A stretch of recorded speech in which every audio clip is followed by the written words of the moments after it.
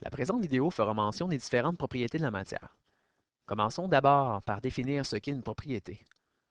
Une propriété est une qualité que l'on attribue à un objet ou encore à une substance. Prenons par exemple l'eau sous forme liquide. Celle-ci possède de nombreuses propriétés, notamment le fait qu'elle est liquide, qu'elle est translucide et qu'elle possède un point d'ébullition de 100 degrés Celsius. Il est important de distinguer les deux types de propriétés, soit les propriétés non caractéristiques et les propriétés caractéristiques. Une propriété non caractéristique n'est pas propre à une seule substance et peut donc être attribuée à une autre substance ou à même plusieurs substances. Elle ne permet donc pas de différencier une substance d'une autre. La propriété caractéristique est unique à une substance ou à un groupe de substances. Ainsi, il est possible de différencier une substance grâce à sa propriété caractéristique, puisqu'elle lui est unique. Des exemples de propriétés non caractéristiques. Prenons en premier lieu la couleur. Donc, plusieurs objets ou plusieurs substances peuvent avoir exactement la même couleur. Par exemple, ici, le livre et le parapluie. La masse est un autre exemple de propriété non caractéristique, puisque deux objets ou deux substances peuvent en effet avoir la même masse. Par exemple, ici, la roche et l'objectif ont une masse identique de 960 grammes. Le volume est un autre exemple de propriétés non caractéristiques, puisque des liquides ou encore des solides peuvent avoir encore là le même volume. Par exemple ici, un volume de 600 ml pour le lait et pour l'huile. La forme est un autre exemple de propriété non caractéristique, puisque deux objets ou deux substances peuvent encore avoir cette même forme. Par exemple ici, la forme sphérique pour le ballon et la bille.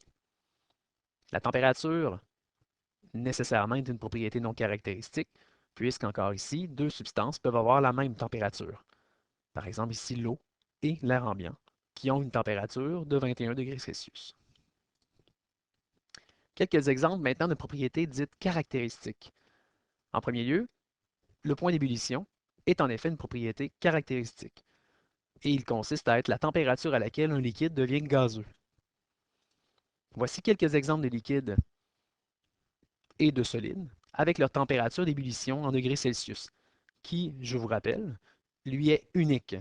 Donc, un objet ou une substance, en fait, qui bout à 100 degrés Celsius va nécessairement être de l'eau, puisque c'est une propriété qui est caractéristique, donc est unique à chacune des substances. Tandis que le fer devra atteindre une température de 2750 degrés Celsius pour passer de la forme de la phase liquide à la phase gazeuse. Donc, il s'agit ici de propriétés caractéristiques. Un autre exemple de propriété caractéristique pourrait être la masse volumique, qui consiste à être la quantité de matière que l'on retrouve dans un espace défini. Par exemple ici, la masse volumique de l'huile est de 0,92 g par millilitre, ce qui lui est unique, tandis que l'eau possède une masse volumique qui, encore là, lui est unique, à 1 g par millilitre. On pourrait donc différencier les deux liquides en calculant leur masse volumique et en identifiant chacune des masses volumiques correspondant à la substance donnée. Les propriétés d'une substance nécessairement peuvent être à la fois non caractéristiques ou encore, en fait, caractéristiques. Par exemple, le bloc d'aluminium ici possède les propriétés non caractéristiques suivantes. Il est gris, il est cubique, il possède une masse de 1382,4 grammes, un volume de 512 cm3 et une température de 22 degrés Celsius. Ces seules propriétés non caractéristiques ne pourraient pas nous aider à identifier notre substance comme étant d'aluminium. Par contre, les trois prochaines propriétés dites caractéristiques pourraient, celles-ci, nous aider à identifier en fait notre bloc comme étant d'aluminium. La masse volumique de 2,7 g par cm3, sa température de fusion à 660,323 degrés Celsius et finalement la température d'ébullition de 2056 degrés Celsius.